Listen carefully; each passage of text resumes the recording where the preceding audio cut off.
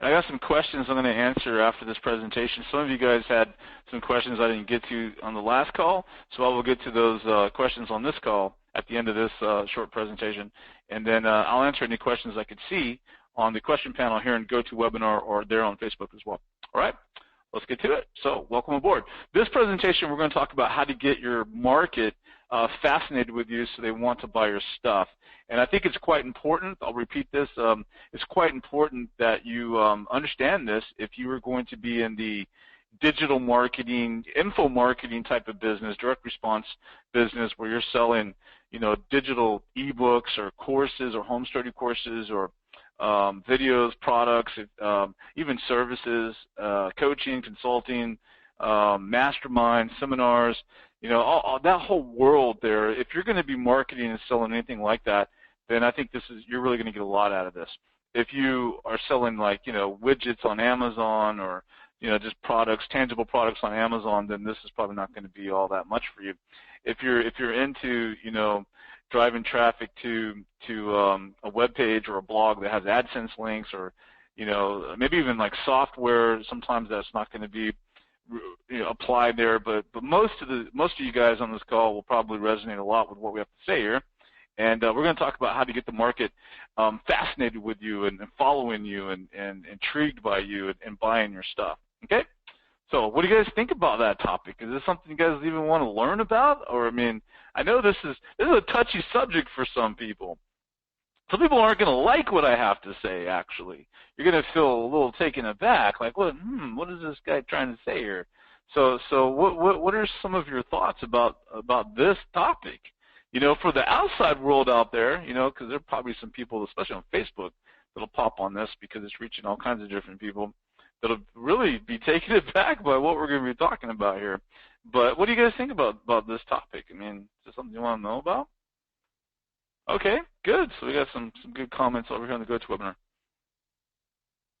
Yes, right on. That's good to hear. We could always talk about something else. We could just skip straight to the questions and just skip the whole fascination part of things. Okay, let's go ahead and go for it then. Got enough good positive comments. Great subject. Well, I'll tell you before we even get into the subject matter that I'm going to talk about, I've had a lot of people come to me over the years and say things like, well, Eric, you always talk about branding and reputation and doing webinars and, doing interviews and audios and podcasts and stuff like that, and I don't want to do any of those things, so maybe you're not for me, like I'm not for them to help teach them stuff. And, that's a really viable point. So for a lot of you who are scared to death to put your personality out there and all that to, build a reputation in the marketplace, then, hey, maybe this isn't for you. You can just skip this call and go watch the next ones. But, for some of you that actually want to build a reputation and understand that's where the big bucks are, then this is for you. So this is probably going to not appeal to the major market out there, but it'll appeal to some of them. This topic will help attract affiliates to me and my product as well. Yeah, absolutely. Big time. So yeah, that's good. All right. Let's get into it. So welcome. First of all, this is Disclosure Group. We have live weekly calls here, and there's no freaking cost for these calls. I have those live Facebook going. I have the GoToWebinar going at the same time, so there's no cost for this. This is just me giving back. This is goodwill. This is me trying to help my brothers and sisters make money without having to give me a bunch of cash to do so. This is what I want to do. Why do I do stuff like this? Early in my career, I did this all the time. Every week, I would do live calls. I would give free stuff. I would post on the forums for free, and I was just constantly giving away free advice. And why? Because I used to sabotage my own success. I used to just piss it all away, basically. When I would start making money, I would just sabotage it. I would quit. I would create some excuses in my mind. I would mess it up. I'd tear it down. I'd rip it apart. I would get in some weird phase and just stop doing it. And some of you can attest to what I'm saying. So I would sabotage any kind of progress or success I was experiencing because Well, I wasn't used to money. I wasn't used to making money. I grew up kind of poor at times when I was a kid, and in college I never had any cash, and then after college I was jumping from job to job. So for me, when I all of a sudden started making really good money, I would crush it. I would kill it. I would throw it away. I would sabotage it. But when that all changed was whenever I started doing this type of stuff. When I started giving away free content and sincerely, and I mean sincerely trying to help people, then I noticed that I didn't sabotage my success. In fact, I went higher and went for more and more success. So for me, it's completely connected. The more I give, the more I help people, the more I teach and share what I'm doing, the more I make. So I believe the more I give, the more I make, the more success I achieve, the less guilt I feel about being successful, the more I give and the more I do good things for other people and give at church and all that kind of stuff. So for me, it makes me feel better, and this is one way that I could do that. So that's why I do that. But with Disclosure Group, you're not just going to learn from me, you're going to learn from others I'm going to bring into these calls as we build this up. This is brand new. Take some time to build things up. Housekeeping, I'll try to answer questions at the end. Sometimes the calls will be pure Q&A. I'll try to keep it short, but then sometimes I really get into what I'm doing, and it could go for hours. So we'll just see how the calls go. Recordings, we'll try to record this every time, and at least the GoToWebinar will be recorded and put into the members area of Disclosure Group or into the private Facebook community, the private Facebook group that we have, which is a pretty good group if you're not in there already. And of course, there's no income guarantees or anything like that. All right, so you guys ready? Let's go. How to get your market fascinated with you so they want to buy your stuff. This is so important. All right, so ways to get people fascinated with you. Let's start talking about that. One of the things you could do to get people fascinated with you is, and I'm going to provide the slides as well, guys, inside the Disclosure Group members area, but one of the ways to get the market fascinated with you is to, share similar values with them, share similar takes on things, be like them and share with them. But you have to express that to the marketplace if you want them to even know what it is what values you represent or what values you share. So if you're one type of person and you're expressing that and you're letting the market know that this is the type of person that you are, then the market will resonate with you. At least that particular sector of the market will resonate with you because of the value. So let's talk about this. So one way to get people fascinated with you is to just share similar type of values with them. So if you're a client of mine, what I would do is instruct you to sort of pick like 5 or 10 different values that you represent, that you can have your market represent, that you would share with the marketplace. So like the internet marketing marketplace, what do they value? The internet marketing marketplace. Well, they value freedom, right? So what you would do is share that same value with them. You would value freedom like they value freedom. You would represent freedom like what they are after. You would model freedom, and they would see that with you, that this is something that they resonate with. So they already have, the marketplace already has an image in their mind, an impression in their mind of what freedom is. And so if you represent that model in their mind that they already have, then they could become fascinated with you. They could follow you. They could stalk you. You don't want to stalk you, but you want them to follow. What's up, Jesse? Jesse, my man, Jesse Elder in the house. I love me some Jesse. So the internet marketing marketplace values freedom. It values lifestyle, and I do a lot of lifestyle sharing as well because that's what the market is already fascinated with. And if I represent that as a model, then of course I'm going to be fascinated. I mean, not all of them, but some of them. And it doesn't take very many people to be fascinated with you and to buy your stuff to make a lot of cash in this business.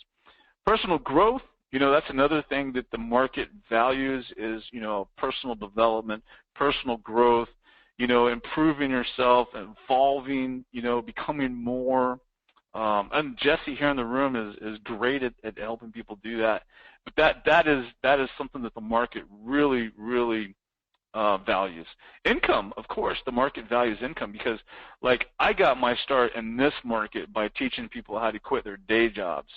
So when people would come to me, I had Job Crusher, I had all this different stuff that was all centered around quitting your day job and money. So representing money gets people fascinated with you. There is a guy, an internet marketer, who I'd never heard of, and I'm not real good with names at all, so I think this guy just, but then I saw that he bought a Bentley, and I really wanted and want a Bentley. And he had a picture of the Bentley. And I'm like, damn, this guy, who is this guy, right? So he captured me because he bought what I want, right? He bought a Bentley. I'm like, I want a Bentley. You know, so income models and symbols and representations and values, you share that with your marketplace. So if your market is like fitness, well, what are those things that they value? You know, what is it that they are into? What do they foam at the mouth for? What are they addicted to? What images do they repeat? What movies do they repeat in their mind? And represent that. You know, represent that to the marketplace, be a model for that, and that will help you to get them to be fascinated with you and buy your stuff. Another one is reputation. Reputation is what people buy in your marketplace. So for those of you that are selling digital stuff, you know, selling home study courses, ebooks, products, recruiting affiliates, like someone said earlier, if you're recruiting affiliates, you want, you know, doing launches, if you have coaching programs, masterminds, seminars, I mean, you name it, anything in that realm, then what people buy is they buy reputation. And you have to manufacture that reputation, and you have to constantly be aware of that reputation at all times. So when you log onto your computer and you're going to work today, then you better be thinking about your reputation. And it's important, you know. So you have to cultivate it, manufacture it, embellish it, amplify it, and get it out there to the marketplace, okay? Now, this is what we're talking about, and that's what people become fascinated with, is your reputation. So what will happen if you're doing the right things reputation-wise is people will tell your stories, they'll repeat back your cliches, they will tell other people about your stories, people will talk about you. You know, you'll hear someone say, hey, you know what, so-and-so was talking about you the other day, they were saying this or that. I mean, that's when you're doing the right things as far as cultivating a reputation in the marketplace, is when you start getting that stuff fed back to you. You start seeing that, you know, okay, this is what I'm doing out there in the marketplace, and this is creating an impact, it's creating an effect, and people are getting a feeling about you. They're getting an impression about you. They're getting an aura about you. You know, like you know, the world's, you know, smartest attorney is not the world's richest attorney, right? The world's smartest attorney is not the world's richest attorney. Who is the world's richest attorney? It's going to be the attorney that has a certain reputation that generates the most revenue, right? So like a Johnny Cochran or someone like that got all this publicity and has this huge reputation are going to be the ones that make the most money, usually, right? You don't have to be the best the best attorney. You could be the world's crappiest chiropractor on planet Earth, but if you have a great reputation of being the world's greatest chiropractor, then you're going to be able to make a lot more money than the world's greatest chiropractor. So reputation is huge. All right, so your followers must know that you care. This is a really big one for a lot of you guys. This is one that I see a lot of people making mistakes with. Man, you know, I could just go on and on about this weekend workshop on this one topic, but a lot of you got to get them to know that you care, and you got to care. This is a big problem for people. You know, I'm talking about marketers who are out there selling digital products and all that. They are coming across as they don't care, and that shines through, baby. You can tell when people don't care, right? The BS meter starts going off. This person sucks. They don't care. They're just after my cash. They just want to take. They're a shyster. They're full of shit. They just want to, you know, that all comes pouring out, and so you don't want that to happen. And so here's the way that you beat that. It's real simple. Ready? You actually care, right? Actually care for your brothers and sisters, and that really shines through. So, I mean, you know, a decade ago when I started doing free stuff online and teaching people stuff, I didn't care if they had paid me $10,000 or if they were free. This is free. I'll forget that it's free, right? I'm talking about my business, man. We're rock and rolling. I'm giving away good stuff. I'm helping you. I mean, I have all these people here, and I'm like, I'm performing. I'm ready to give. I'm ready to teach my stuff. I'm ready to change some lives. And I don't care if you gave me money or not, right? Like, I don't care. It makes no difference right now. This moment right now makes no difference if you paid me $100,000 to be a business client of mine or if you're here free. It makes no difference. I'm going to try to help you, right? That shines through. But people get so caught up with their own preconceived notions and always about money, that they're selling, that they act a certain way. And don't get me wrong, you want to sell, just sell, baby. See that right there. But you got to care. You got to care about your customers. You got to care about your marketplace. You got to care about your colleagues, your competitors. You got to care about all that stuff, and you certainly got to care about the marketplace and your customers and your prospects. There's so many more people out there who never buy any of my stuff ever. They've never bought anything from me, especially haven't spent thousands of dollars with me, and yet they're cheerleaders, or yet they're fans, or yet they give endorsements, or they share your stuff, or they say really good things about you, or they support you, right?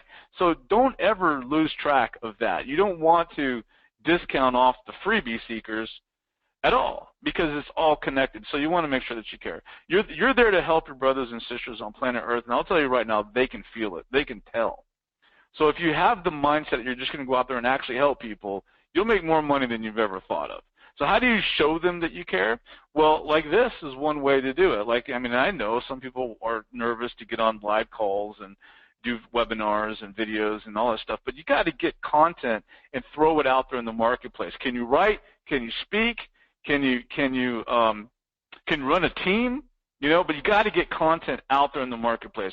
If you can't write, you can't speak yourself, you're going to need to get someone else to do that stuff for you, because it's the internet, it's the information superhighway, it's the digital marketing revolution. You got to get the content out there to people, and what people are buying they're buying reputations. And the only way to start cultivating and manufacturing reputation, and how do you do that online on the information superhighway? Through text, writing, through videos, through imagery, like images and pictures and stuff like that, through videos, through audios. I mean, there's only a handful of things that you could do, modalities, to actually reach your marketplace and get them fascinated by you or get them turned on to your content and all that. So by doing all this for free, you're actually, building a reputation of trust, and people buy from those that they trust. So give me the money. Give the money. See, that was an NLP slip. Give and the money will come. Give and the money will come. So help people and the money will show up by the truckload. So little things go a long way in getting them to feel that you care, by the way.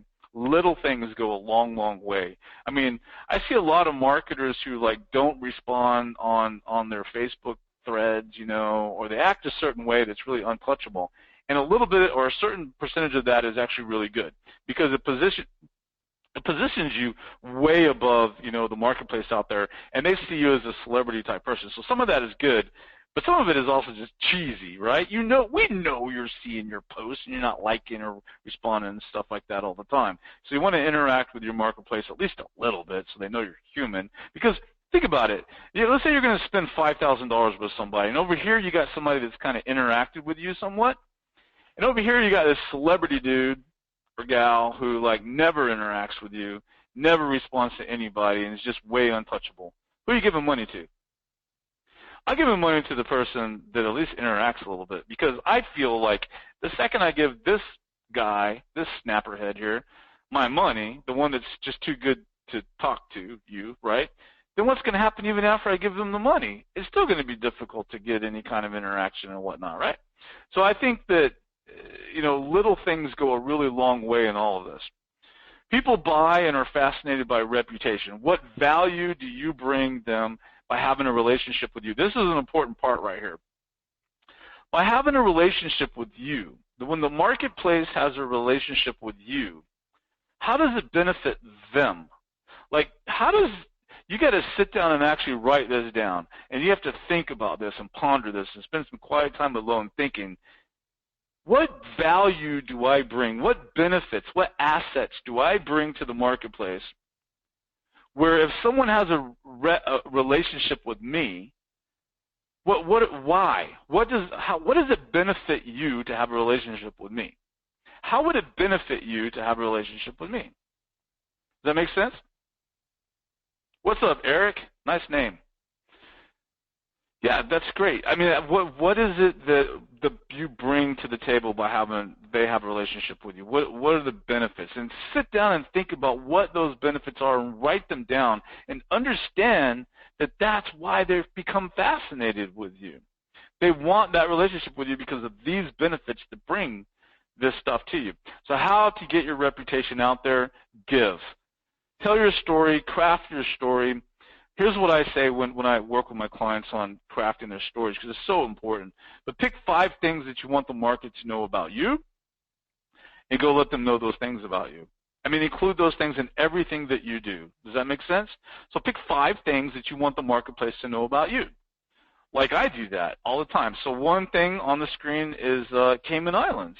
Cayman Islands. I mean, and those of you that are watching this, anything else that comes to mind for you about me that I always talk about? I always use as a way to create a reputation, a fascination, a association. So people would associate Cayman Islands with me, which they have. I've had marketers go there and reach out to me to see if I'm even there, or just to tell me that they're going there, like I own the islands, which I do. They're my islands. It's my islands. So the Cayman Islands, that's represented with me in the marketplace. Also Aspen, Colorado. I always share that I'm in Aspen, Colorado, and getting around celebrities and the big mountains and the beauty and the wealth and the expense and snowboarding and all that kind of stuff. I'm not going to hold that to myself. I'm going to let you know that this is where I go every year. Family. I'm big on my family. I'm always sharing pictures and videos and stuff of my kids and my wife and me, and this is my family, and I share that with. I want it to be known that I'm a family guy. Some people would hold that back and not share any of that stuff. I want to share that. Austin, Texas is a pretty famous city. I mean, I have a lot of clients in Singapore and all over the world, and they know of Austin, Texas. They ask me about the Formula racing out here. They ask me about Texas and cowboy hats. I mean, they have a certain view of Austin, and so I use that. And then 7-figure marketer. I want the market to know that I'm not someone who just makes chump change. I want them to know that I do very well, right? That I'm above a certain the majority of the marketplace, the grand majority of the marketplace, the grand majority of the gurus out there don't even get a sniff at 7 figures a year. So I want the market to know that, I'm not just making 6 figures, I'm making 7 figures. Another thing is I want the market to know that I tell it like it is, that I'm the real deal and tell it like it is, and have a little bit of tough love coach to me. That is how I feel about myself, so I let the market know that that's who I am. And they repeat that back to me. I love your tell it like it is style. I love your tough love approach. Because I tell you guys that that's how I am. Hey guys, I tell it like it is. Hey, here's some tough love for you, right? Well, they repeat that back. So you got to let the market know these things that you want them to know about you. Even downfalls and stuff. There was a year or two where I was letting the market know that I was like struggling with anxiety, because at the time I had a lot of stuff going on, and I was letting the world know that, like, hey man, I deal with anxiety all the time. I just manage it, and these are some things I do, some mindfulness stuff and all that. And it was amazing how the market resonated with that. People would come to me all the time. Hey man, I had this and had that. I mean, there was one time where I was I was doing a seminar, and I had said that I used to dip. I played college baseball, and I dipped, and I quit. And it was real difficult to quit and all that nicotine. And it was amazing how many people came up to me during breaks and stuff, asking me questions about how I quit and how they, used to smoke or used to, dip. It was just really amazing. So all of that is, people resonate with you based on the values and based on who you are and based on what you want the marketplace to know about you. And I'm telling you that sometimes even having some downfalls, I guess, or some shortcomings or whatever it is you want to title these, some weaknesses, whatever, disclosing that in Disclosure Group, disclosing that is very powerful. It's very transparent, very authentic, and people can really, really resonate with that. And that helps them to know you, like you, trust you, and just feel kind of the same as you do. Okay? So people are fascinated by those they care about. This is huge too.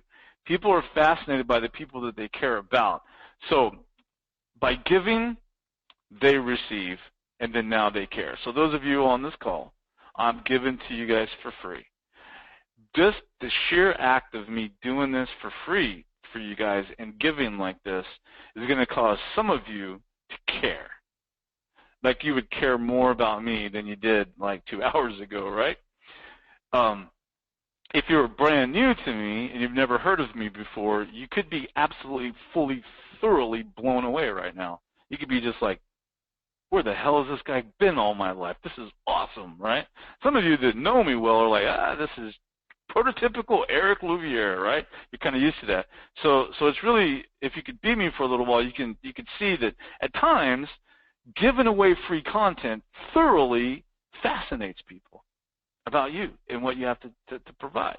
I've had people go from a pure cold lead, never have heard of me before, to receiving some free content from me, to investing $10,000, just like that, because of the free content. So the giving creates caring on their end. By caring, they care how you feel. They care what your opinions are of certain things. They care what you think about what they are doing. They care about receiving recognition for what it is that they've done. They care about the relationship with you. Okay? So that means you're doing something right if you have people that are caring about you as a digital information marketer, right? That's a really good thing. Now, I think taking your personality and throwing it out there and letting the world chew on your personality and get to know you is a good thing. I mean, I'm not perfect at all. I'm not even close. I'm not the world's greatest speaker. I'm not good on camera, but I'm going to do it, and some people are going to start to care, right? And that's when people become fascinated, right? So you want to get your market to care about you, and you could do that if you're conscious about it. So by telling your story or stories, and, this is such a huge topic. If we have some requests, maybe we could get into more about storytelling on and on other calls too. But storytelling, telling stories, they resonate and it makes people care about you because it has what we call empathy involved in it. It has emotions, human emotions. They can feel for you. They feel for what you have to, for what you're going through or what you've been through, and it really resonates with people. So tell your stories. And be authentic and let your personality shine and let your personal stuff come through more and more, and people resonate with that. By having a reputation, they care now. Like, so many people in this business are so robotic. Okay, they're just robotic. They're just, send email to the list, buy this stuff, post this on Facebook, post this on the blog, post, do, and they're just robotic, right? And then all of a sudden you see this once in a while where someone comes out and they are really transparent. They're really authentic.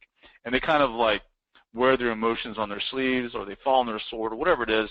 And they do. And then everyone pays attention to that, right?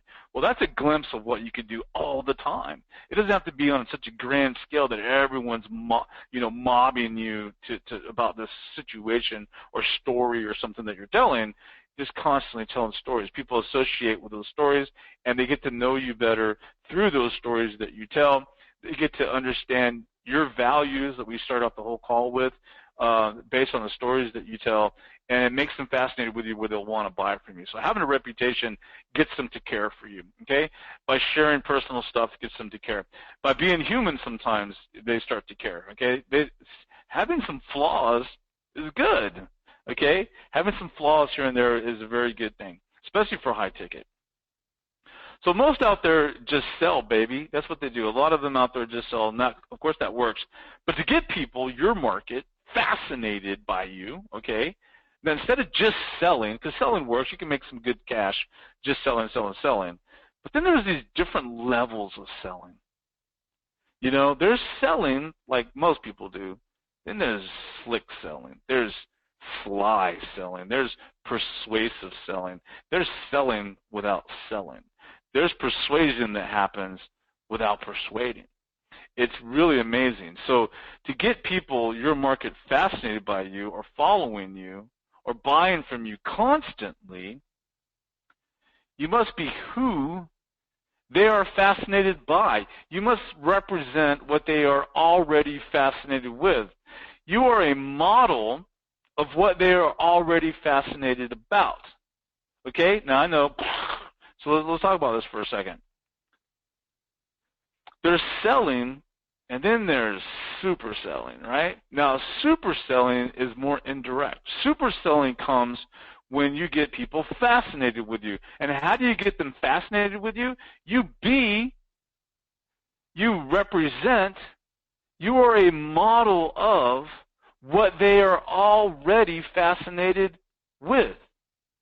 If people are fascinated with lifestyle, you could be fascinated. Hey, Carlos, we'll use you. Carlos could be completely fascinated with lifestyle. Even subconsciously, he doesn't even realize he's fascinated by lifestyle. And then, here comes Eric, right? You never heard of Eric, never heard of this snapperhead. Who's this Eric Louviere guy? And then all of a sudden, he sees an ad or he reads a shared post I made or something. And then now all of a sudden he's like, who's this Eric Louviere guy? And then I display freedom to Carlos. I'm like, look at me, man. I was in Port Aransas on the beach in Texas. Then I was in Florida for like weeks. And then I'm back home in Austin. And then we're going to Cayman Islands for like a month. You know, we're gone all summer. We were gone all last summer. We were gone all summer before that. And then he's just like, wow, look at this guy. He is truly living the lifestyle that I am fascinated with. Now, he's not talking to himself like that, but subconsciously he's like, whoa, this guy is actually what I want to become. This is what I'm already fascinated with. Does that make sense? This is one of the biggest persuasion understandings that there is. Your marketplace is already fascinated with certain things. Well, let me give you a real authentic, real-world example. One time I posted how much money I had made in a day. There was one where I popped like 90 grand, right? And I was like, that wasn't a normal day. That was a really great day. And I was like, look. And I showed like a screen cam shot of this $90,000 that I made in a day. And you would freak out with how many people reached out to me about that post. I mean, it was just, including some really big gurus, some legendary gurus, right? Including one legendary guru. What are you doing right now to generate that kind of cash? What are you working on? And it was just, it was a big fascination. And I was just like, what? Wow, don't you guys make this kind of cash too? Like, what happened? Like, is it really, so some do, some don't. A lot of people don't, and they act like they're really successful because they get that, but the whole point of that is I represented what a lot of even upper-level marketers wanted. So then to them, they're like, how does Eric do it, right? How does he pull this off? What is he doing? And they became fascinated. So that's how that works, right? So you model, represent, be, do, have what they are already fascinated with. So like let's say fitness, for example. We'll use fitness as an example. Let's say, obviously I'm not going to, be able to be the model for fitness, but I could do it in a manner that appeals to a certain marketplace, right? So sharing, like, okay, so I'm that market. So if I'm the market, what's going to appeal to me? Well, seeing someone of my age, like seeing a little 23-year-old who's ripped, I'm not going to do it, right? I was looking pretty good at 23 too, so I'm not worried about that. You can show me someone in their 40s that's looking really good, like Joel Tyrion. Someone that's like really looking good at 44, 45, 46.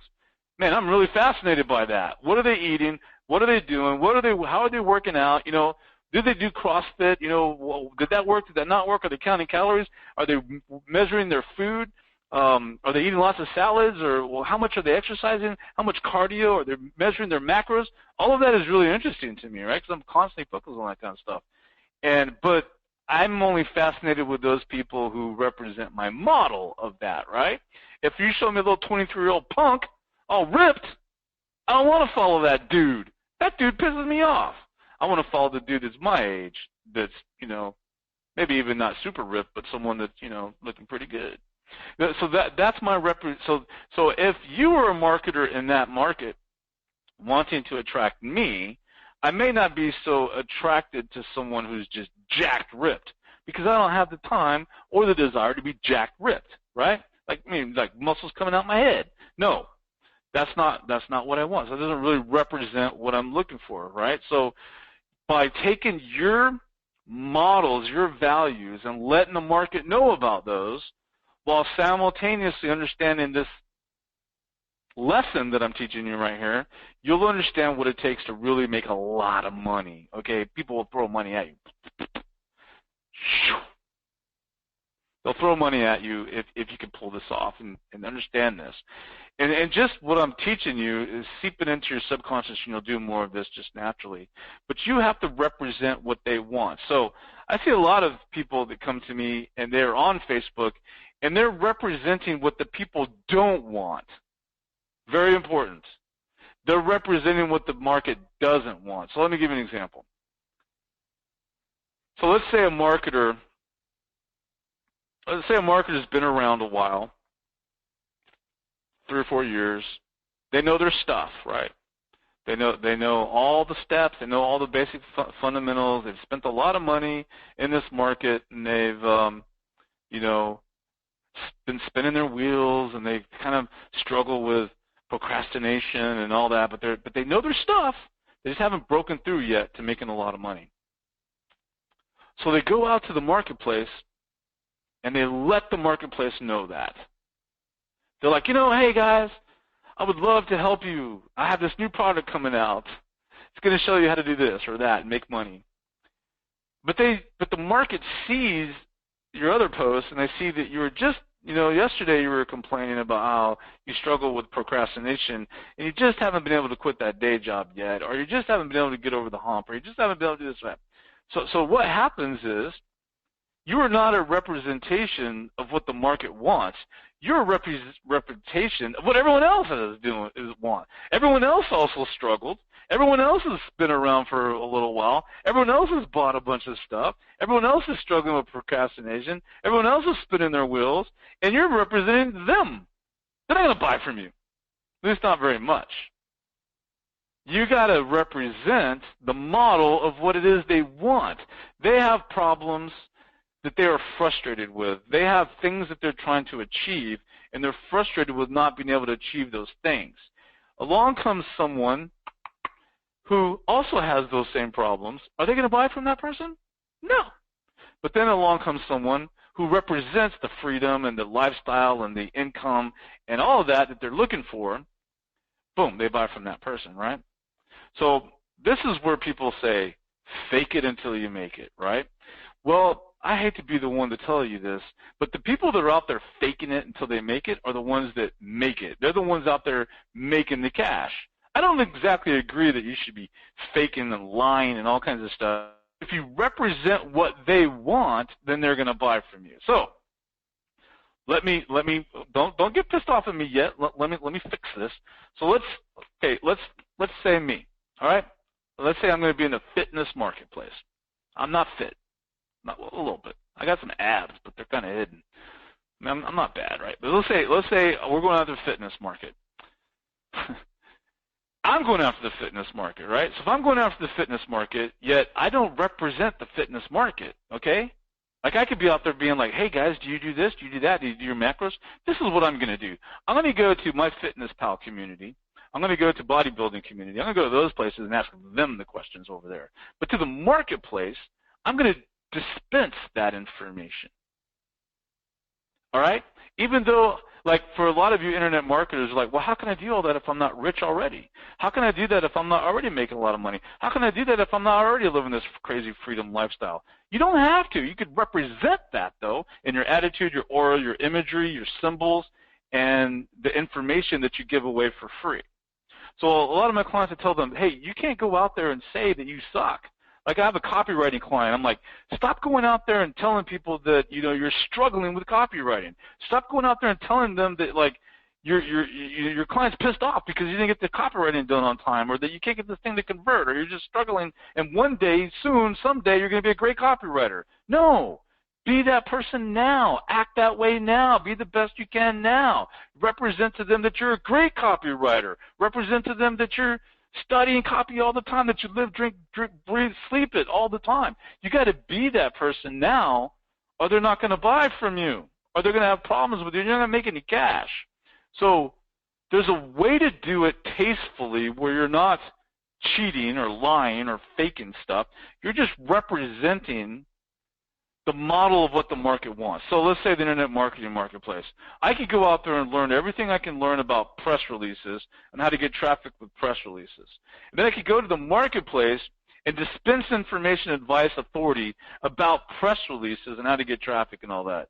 But nowhere in there am I saying that, like, I suck and I hardly make any money and blah, blah, blah. No, no, no. I'm coming with authority. I'm be, do, have. I'm acting that way now. I'm going to be, because I know where I'm going. I'm on a mission, right? So I'm using specialized knowledge, which is press releases, to use as my authority mechanism to be in an authority figure to build a reputation that people are going to buy from me. Does that make sense? All right. Okay. Enough on that. I gave that my best. So I live the lifestyle. It shows. People are absolutely fascinated with my lifestyle, summer-long trips and all that stuff. It's the lifestyle, and I represent it. I let the world know about it because I know that that's what the market values. It's what I value. I value that freedom more than anything. So what does your market want? They want freedom, so live it. Represent that. Represent freedom. If I'm going to be in the fitness market and I'm not super fit, I'm going to represent fitness, though. You're going to see pictures of me working out. You're going to see pictures of me doing the box steps and the skull crushers and all that. You're going to see me with salad. You're going to see me with recipes. I'm going to do a video with it. Even though I'm not super fit Superman, I'm still going to represent the fitness lifestyle. You see? Success, live it, be all about it. Preach it, teach it, surround yourself with it. If you're going after the personal development market or the success marketplace, everything you talk about should be about success. Not everything, but a lot of what you represent is success.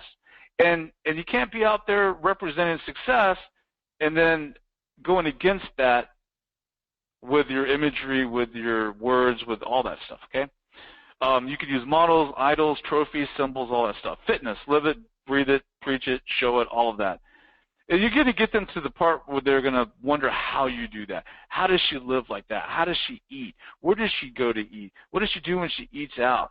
How does she get those abs? Where does she get those abs? Is she in CrossFit? What is her attitude like? What is her lifestyle? What is her family life like? They become fascinated with you because they see the imagery. Okay? All right, so give them something to talk about. That's always fun. How can I, that's smacking the beehive that I learned from my boy John Reese. You walk up to the beehive and you smack it with a stick. How can I do what he does is what people will ask because they become fascinated. You got to learn how to get people fascinated with you, right? It's an art. It's a skill. Can I do the same things that this Eric Snapperhead dude does? You know, what is he doing? How does he do it? People buy reputations. Your reputation is a series of stories, okay? Figure out your storylines and your narratives. And come up with 20 and then narrow those down, okay? So here's some ideas. What was your childhood like? What kind of jobs or career have you had? What major problems have you had, personal problems? Have you had any issues like with alcohol or addictions or divorce or bankruptcy or stuff people can identify with? What were your parents like or what are your parents like? Comedy, drama, or action. And so would you be, if you're going to be in a movie, would you be in a comedy, would you be in a drama, or would you be in an action flick? What type of one? Start thinking about how you want to represent yourself to the marketplace. Pick 5 words that best describe you, okay? This is some work that you can do to come up with your narratives, to come up with your values, to come up with what you want the market to know about you, to come up with your storylines, just come up with your storytelling. All of that will make a significant difference in getting people to be fascinated with you. Was there some big turning point in your life? Like Jim Rohn talks about the Girl Scout cookies.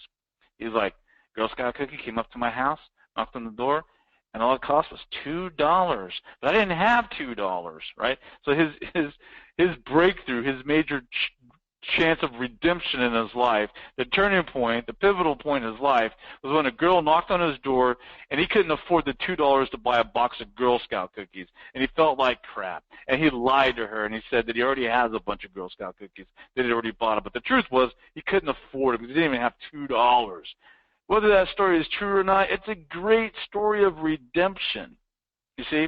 And that works for him in the personal development marketplace. So people love stories of redemption. Most movies are about redemption. Most books or novels, fiction is about redemption. You were there, and now you're here. You're over here, and then now you're here. And the story is how you got there, and that's what people become fascinated with. So your storytelling can be an excellent way to get the marketplace fascinated with you. So your story can provide the reputation people follow. People buy reputation. They are fascinated by reputation. They buy reputation. They follow reputation. And reputation is what generates the cash in the information marketplace. So 90% of this is having confidence. Listen to this one. Write this one down. Circle this. 90% of this is having confidence that you can help them solve the problem that they're frustrated with. So when it comes to fascination, like I was talking about earlier, you represent a model of what it is they want, okay? But you can also represent the solution to a problem they have. So that is one of the best ways to get the fascination coming. If they believe you have the solution to their problem and you can help them solve the problem that they're frustrated with, then that's going to build the reputation and the fascination to get the cash to come in. So you manufacture that reputation. You manufacture that fascination by having the solution that they believe you have to their problem. Okay? So that's it for the presentation phase of this call. What we will do next is we will answer some of the questions that I didn't get to last session because we got a bunch of questions that came in on the inside the private Facebook community. And I answered a bunch of those questions last week, and so we're going to answer some more of those questions this week. All right?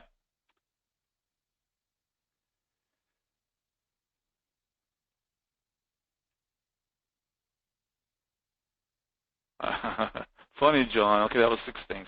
Yeah, 5 to 10 things that you want the marketplace to kind of know about you is what you want to do. All right. So how you guys doing? Good stuff?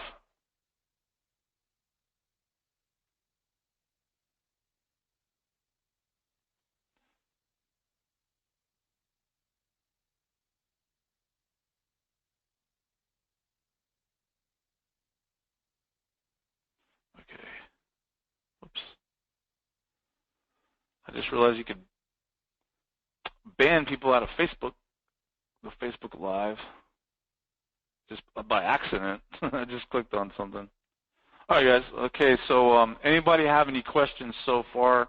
Type them into the question panel. If not, let's look at this question here from Bill. Bill has a long question here. He says, I'm going to be selling a $2,000 coaching program in the Make Money Online niche soon. I believe people that have purchased my lower cost trainings will see the value. Exactly. And perhaps a few people on my list may as well. Question, what do you do different to market your high-end stuff? What do you think are the best avenues to brand yourself other than your list, Facebook groups, blog, etc.? Or should I just stick to my funnel and emails and not worry about the outside world of media? In the end, blogs, groups, etc. do take time. And I'm wondering, in your experience, what channels are actually worth investing your time into in order to sell high-ticket coaching and make money online niche? Okay, well, the first part of your question is you're looking to sell $2,000 coaching programs, and you believe people will purchase your higher-end stuff after they purchase your lower-end stuff, and that's exactly right. In fact, not only in your lower-end, lower-cost trainings, but your free stuff too. So I'm doing free call right now, and on Facebook and GoToWebinar, this is going to reach a good handful of people, and that helps to increase my high-ticket programs. So free too, and also lower cost products. So if I sold something for $97 or $7 or something like that, then those people are going to consume that information, and it's almost more important to make sure that that content is extremely well done and extremely tasteful and very, very good, because that's when people will say, well, if this is that good, I can only imagine what this guy's, really high-ticket coaching program must be like. So that's why at the beginning of this call I said, it's really important to ignore, the fact that someone is here free learning from you compared to someone that paid thousands and thousands of dollars. Just teach them. Just help them. Do the best that you can to help your brothers and sisters, and the money will come by the truckload. Well, the same thing applies here, okay? So the other part of your question is, what do you do different to market your high-end stuff? Well, one thing you need to understand is that not everyone's going to buy your high-ticket stuff. So there's a percentage of the marketplace that will buy high-end, and then there's a large percentage that just won't. They're just not serious enough. And so with the high-end stuff, you want to use different language to attract them. So if I send an email out to my list, and I'm talking about quitting your day job and just getting started and making money very, very quickly, and we'll do this for you, and we'll set you up with an affiliate, system and all that. But that's gonna attract the lower ticket people. And by low ticket, for me, low ticket is like less than $2,500. So if I'm selling something for $1,000 or $500, that's low ticket to me. So that's going to attract a certain market talking that language. Now, if I come out to the market or my list and I'm talking about making $100,000 a month or $50,000, $60,000 a month, or hiring a team, or increasing your back-end sales, or even selling high ticket, then I'm reaching a different sector of the market that's much more likely to spend high ticket and spend a lot of money on stuff. So so the answer to your question is different language, different marketing, different copy. You're targeting a different marketplace. So what do you think are the best avenues to brand yourself other than your list, Facebook group, blog, etc.? The answer to that is yes. You want to be everywhere you can. Branding yourself is, they got to see you in different places. They got to stumble across you more often. So I think, yeah, it takes time, but you got to get out there and be in different places. So, yeah, Facebook, Twitter, all of that. So, or should I stick to my funnel and emails and not worry about all the outside world of media? You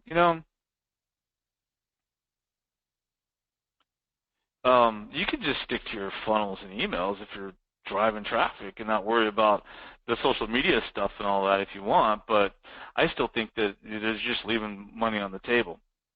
So I don't know. That's a hard question to answer. It's up to you. I mean, either one works. I mean, if you want to just stick to like paid traffic to your funnel and your emails to your list, and just go for it. You don't have to do Facebook groups and social media and all that kind of stuff to make a lot of money. Not at all. So yeah, you could just stick to that. He says, in the end, blogs, groups, etc., do take time, and I'm wondering, in your experience, what channels are actually worth investing your time into in order to sell high-ticket coaching and make money online. So I see where you're coming from. So you could just stick to your sales funnel if that's your thing, and your emails, and sell high-ticket coaching doing that. You don't have to do a lot of social media at all, okay? That's a myth. Now, I would, if I bring a client on, I'm going to say, okay, hey, if you're not going to pay for traffic, if you're not going to drive a lot of traffic to a sales funnel, then you definitely need to go out there and start doing some content marketing and generate social media content, which is free traffic. So, I mean, there's a lot of different ways to skin a cat. There's a lot of different ways to get traffic, but all in all, I mean, you don't need social media or that type of stuff in order to brand yourself well enough to get high-ticket coaching sales. You can just do it through a sales funnel and emails, absolutely. Okay, next question here. Let me see how we're doing over here.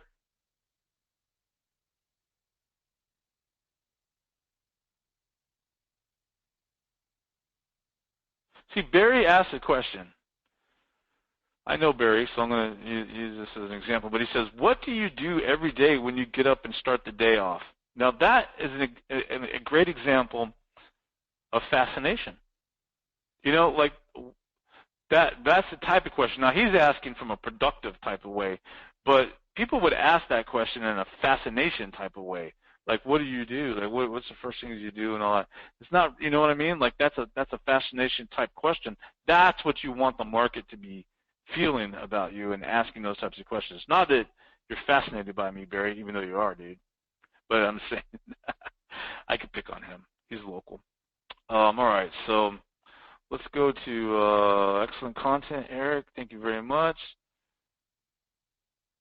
Does Facebook Live need to be used as a priority to brand yourself? No, I've just now started using this. I just started. There's not even a lot of people on the Facebook one right now, so this is brand new for me. So of course it's not necessary. It's just I'm already doing this, so I thought I'd try that out and play with that too. Okay, so let's answer Crystal's question. 1 second. Oops, let me go back up here. Sorry about that. Check something real fast. How are we doing here? Okay. All right, Crystal says, I'd like to piggyback Michelle Stevens' question. Michelle asked, was there ever a time when you resisted sharing your personality or struggles online, and how did you get over it? Oh, yeah. Yeah. Absolutely. I mean, when I first started, I was very resistant to share my personality, and I was very resistant to be public at all in the marketplace. So absolutely, it took a lot of, I mean, I turned down over 100 speaking engagements.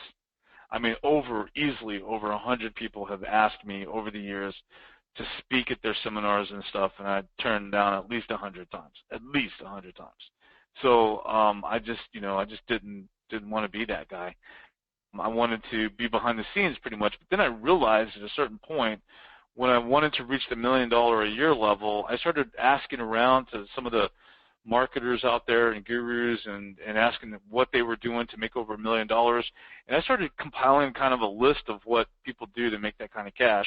And I realized that people brand themselves, that all the people that I met that make, 7 figures pretty much had a brand.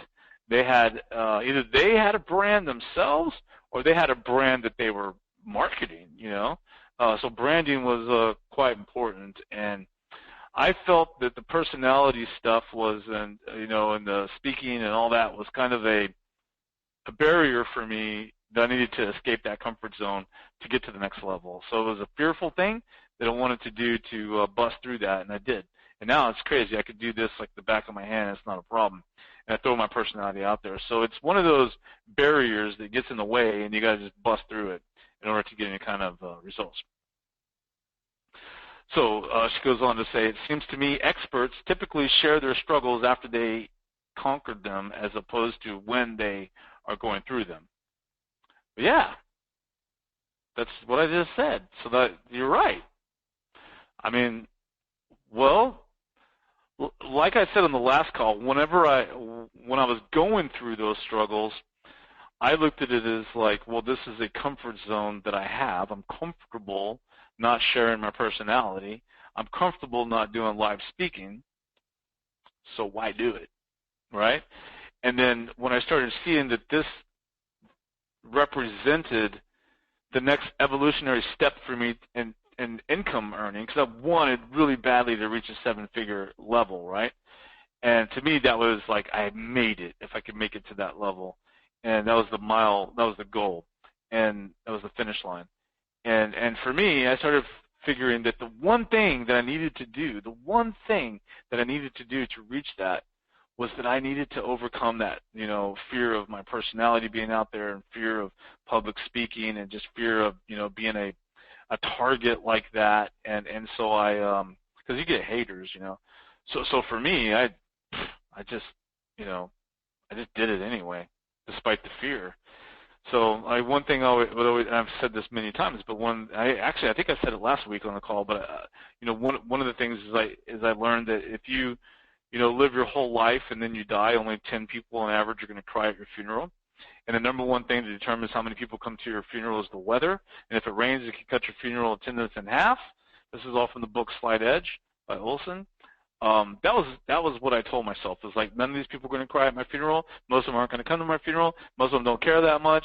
So they all care about themselves. And so I'm just going to throw my personality out there anyway, just to achieve what it is I want to achieve. And so that's what I did. So hopefully that helps you as you go through the struggle. There's a part of me that believes if I were to authentically share who I am and what my entrepreneurial struggles are right now, I may be able to create a powerful connection with my intended audience. Absolutely. Well, that's what we're talking about. That's what we're talking about here is the whole fascination of branding. and motivate myself and others to successfully conquer the struggle in a way that no one else possibly could. That's great. That is exactly right, Crystal. I mean, that is exactly right.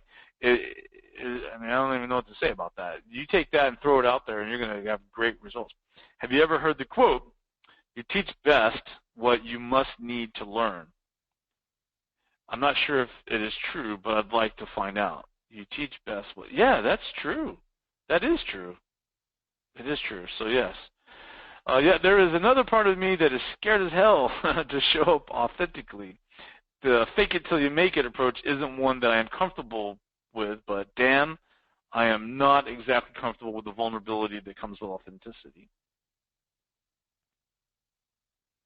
Okay, so my question is, do you see any benefit in sharing a current struggle? And if so, what are some ways we could share our weaknesses yet show up powerfully? Well, that is showing up powerfully. If you share a weakness to the marketplace, that's powerful. That is showing up powerful. That is basically saying, I am powerful enough to share my weakness when everyone else is little scaredy cats. So you share your weakness, and that's automatic confidence. That is a big secret. I mean, that's what we were talking about earlier with your flaws. If you reveal a flaw, that is powerful. That's why people are like fascinated by you. You are able to reveal a flaw. So my thought is to share my story in a way that challenges myself and others to conquer the struggle while leveraging the authority and experience of experts to help me model and share how to get the promised results. Perfect. Well, that's good. So I hope that answered your question and helped. Dave has a question here. Particularly for multi-passionate people, what would be your suggestions about getting out of analysis paralysis, finding the right business niche for them, and getting out of the gate? For some of us, just take action isn't a very good answer. Yeah, I think that I know what you're saying here, Dave, and, I do have a really good answer for that. And it's a little bit of a tough pill to swallow, so I'm a little hesitant. But the way you do this is to just take action. I'm kidding, man. I couldn't resist. All right, so you're having problems with analysis paralysis because you're a multi-passionate person. Well, welcome to the group. Aren't we all multi-passionate people? I am. Most are, especially in this business. So you have the same problem we all do. It's not like you have Dave's problem. Only Dave has analysis paralysis, and only Dave is multi-passionate. No. Dave, you're just like us. So what's the difference? What's the difference between you, Dave, and those of us that are achieving what it is that you want to achieve? Well, we're just taking action. Well, that's one reason. But another reason is because I don't know you, and I don't know the situation. I'm just reading this question. But like I talked about last week, if you are letting paralysis prevent you from doing stuff, then you don't absolutely, positively, 100% must have need the result that you're after. So in other words, if you need to make six figures, you want to make six figures, but you have a six-figure job right now, then analysis paralysis gets right on in there, creeps right on in there, and screws you all up. And you're multi-passionate because you're just having fun with all this different stuff, right? So you're interested in everything. Well, analysis paralysis doesn't happen if you have to put food on the table. Now, okay, you could say, well, I do this full time. So let's say, Dave, you do this full time. How much do you make full time? Let's say you make $5,000 a month full time. That's fine. That's paying all your bills. But you want to make $10,000 a month. You want to double your income. You want to make $10,000 a month. But you're paralyzed with analysis to make $10,000 a month. That's because $5,000 per month is good enough. Does that make sense? $5,000 per month is good enough. Like, I'll get people and they'll say, all right, Eric, I want to make, I want to take my business from $5,000 a month to $50,000 a month. I'm going to increase it 10 times. And I'm like, okay, great. And they're like, and we're going to give ourselves a year to 14 months to do that. What do you think? And I'm like, how about 60 days? They're like, 60 days? 60 days? What? What are we going to do? We got so much. No, 60 days is maximum. How about 30 days? You want me to go from $5,000 a month to $50,000 a month in 30 to 60 days? Yes. See, if it's a year or 14 months out there, then of course you're going to get distracted. You're going to have analysis paralysis and info overload, and all kinds of life is going to get in the way, and all kinds of stuff's going to happen. So yeah, it's like me saying, I'm going to start a diet when I get back from Cayman, right? I mean, I'm going to start a diet next week. Yeah, it's probably not going to happen. Okay, you start a diet right now because you need to, have to, must. It's a must. So I mean, this is one of those things that there's lots of different reasons for different people on why they are comfortable. But that's what we're talking about, right? Just like Crystal in the last question. If you're comfortable, well, then you're not going to throw your personality out there. If you have to throw your personality out there, you're going to throw your personality out there. It really just comes down to that with people. People could be paralyzed, analysis paralysis, for a decade. It's just a different excuse. Before it was info overload, then it was analysis paralysis, then it was the Google slap, then it was this, then it was that, and then this bad thing happened, and that bad thing happened, this guru screwed you over, and that guru, and here it is 10 years later, no results. It's all the exact same thing. So you have to get uncomfortable with where you currently are. Like for me, I just go buy a new house or something, right? Buy a new car, go book a really expensive exotic vacation, go hire some people that we shouldn't probably afford yet. Those type of things force me into a corner where I have to come out fighting to win the day because I backed myself into a bad corner. So for me, it's all about faith and taking the leaps of actions and stuff to make things happen. So that's what I do. So it takes a lot of courage. But yeah, there's no answer to your question that's going to be, just too far outside the answer of just take action. It is a very good answer, actually. You say it isn't a very good answer, but it is. Just do it. Why aren't you doing it? Just do it. The difference between the people that make a lot of money and the people that don't, the people that make a lot of money are just doing it. That's it. They're not smarter. They're not sexier. They're not prettier. They're not, more talented. There's none of that stuff. And if they are more talented, they took the actions that created the talent, right? They took the actions that created the results and the skills. You don't become a good copywriter by being paralyzed. You become a good copywriter by writing sales copy over and over and over and over again, right? So you create that skill by driving traffic over and over and over and over again. You create that skill of content creation by creating content products all over and over and over and over.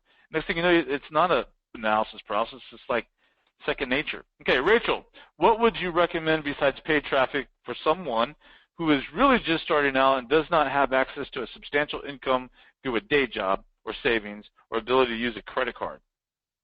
Someone who is not saying that because they do not want to give up their Starbucks coffee or their Pizza Fridays, but someone who is genuinely on a bootstrap budget.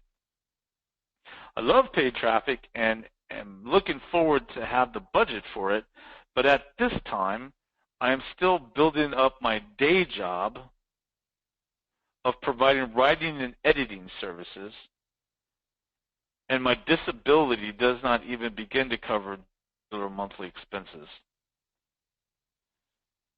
Okay. So the heart of the question is, what would you recommend besides paid traffic? But you kind of threw me for a loop here because you said down the bottom that you're building up your day job of providing writing and editing services. So you're providing writing and editing services as a day job? But your disability does not begin to, so disability does not begin to even cover your regular monthly expenses. So I don't understand that. Like your disability doesn't, what disability am I missing here? The disability of not having an income through a day job, but you have a day job down here. I'm really confused with some of what you're saying here. But the gist of your question is, how do you get traffic without paid traffic? What do you recommend besides paid traffic for someone who is really just starting out, does not have access to income and blah, blah, blah? Well, I mean, you also say down here that you have a writing and editing service, so that tells me you can write. If you can write, then that's great, because that's called a skill, and you're one skill away from 6 figures. So, I mean, there's like 3 or 4 different ways for me to answer this question. So we'll just jump in. One thing is, you don't have to do paid traffic is not the only way to get traffic. You can get free traffic through content marketing. So you can write on your blog, you can write on Facebook, you can write on Twitter, you can write for other people, you can contribute to other blogs, you can contribute to other products, you can contribute to platforms and magazines and journals and forums, and there's all kinds of places that you can go put in labor. Here's the thing. If you don't have money, then you got to have labor. That's really the problem that most of the world has. They want to make money, but they don't have money. I'm like, okay, then you got to put in labor, but they don't want to put in labor. So then they're not going to make any money. So it's one or the other, right? Or both. You don't have the money to put into traffic, then you must put in labor. Does that make sense? You must put in labor. What else? How else is it going to happen? Unless you win the lottery or someone just gives you money. You have to, even that costs money though, right? You got to buy a lottery ticket. So you either have the money to put into your business, or you have the labor to put into your business. So if you don't have any money, that only leaves labor. And the labor I'm talking about, one of the greatest labor methods, skills, is writing. Okay? It's the information superhighway, and writing gets you everywhere. You could go write everywhere, all over the internet. And the more you write, the better you get. And so writing can be your pathway to making the money that you need to get the traffic, or to do paid traffic, because as you said, that's the ultimate place you want to be at. So it doesn't take that much paid traffic to really get it going to the point where it doesn't cost you any money. In other words, if you make $1,000 and you put that into traffic and you make back $1,500, keep putting the money back into traffic. Eventually, you're playing with house money. It's not costing you a dime. Of course, you got to get there. You got to do tweaking and all that. So anyway, I hope that answers your question. You got to put in labor to get to that point. Jennifer, my 2 cents would be to find out how you developed your schedule to steps to daily dones. Well, that's what Barry was asking. I am at creating a daily business guidebook like I was going to give it to someone to fill in, but it is turning out more elusive than I expected because doing everything is ridiculous when working at home. Okay, so what's your question? My 2 cents would be to find out how you develop your schedule to steps to daily dones. Well, I'm not real good at organizing and structuring and time management and all that kind of stuff, so I'm probably not your person to answer that question. I really suffer in that area. In fact, I hire other people to help in that area. But what I would say is, what I would say you need to do is, well, I mean, my daily steps is I wake up in the morning, and then I usually hang out with my family for the morning, eat breakfast, and sometimes I take my son to school if it's during the school year. If it's the summer, he's at home. He has camps and stuff that he does.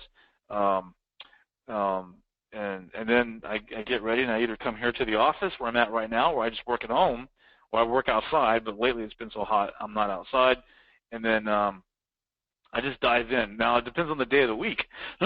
Like today is my live call day, and I usually do group calls for my VIPs and also for you guys free here.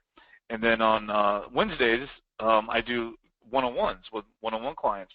Sometimes it's Thursday. Sometimes it's both, just depending on how busy I am.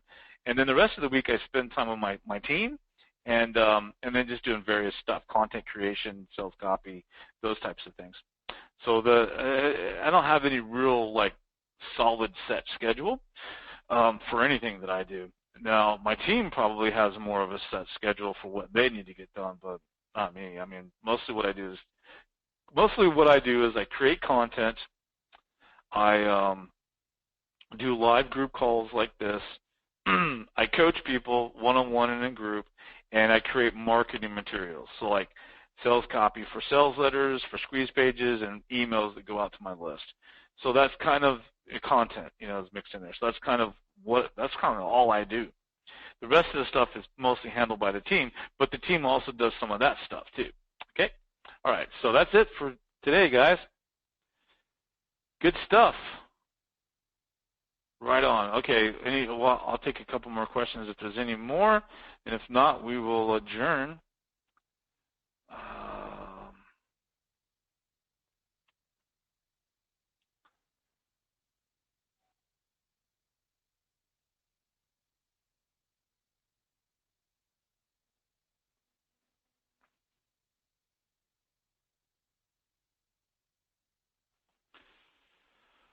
Okay, so Ron has a question here. It says, I know some people don't know how to build their own high-ticket offers, although they have something of value to offer. What's a good way to find someone to partner up with? Partner up with someone for what? I mean, I guess just asking around, you'll find someone to partner up with.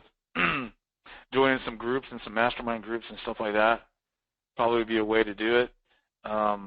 But why would you not just do it on your own? When you partner up with somebody, they got to bring something to the table to help out. Like I look at it like if I'm going to partner with somebody, hopefully they bring something to the table that I'm weak at. Because if they're going to bring something to the table that I'm already strong at, then that's not really going to help me in the business too much, unless it's just going to help me do less of that from a time perspective. But you got to kind of come to a conclusion of what it is that you want people to what you want from the person you're partnering with to do.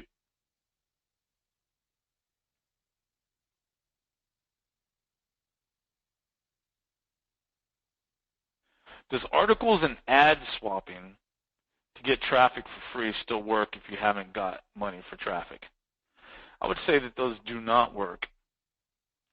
Now, maybe articles done right could work, but going and doing article marketing per se, forget it. Now, going and posting on your own blog and driving traffic to it, or contributing to other people's blogs, or posting on social media to get traffic and giving out content and all that. Now, that's different. But article marketing, like I think you're talking about, I mean, that died like 5 years ago, and it's pretty difficult to make work. Ad swapping, if that's what I think you're talking about, where, hey, you take my banner and put it on your website, I'll take your banner and put it on my website, never works. I mean, almost never. What's better is it could work if you could prove that you get traffic and they prove they get traffic, but I'm thinking that anyone that's getting a lot of traffic is going to charge for advertising and not just do ad swap, or they're going to require proof that you get a lot of traffic before they put their ad.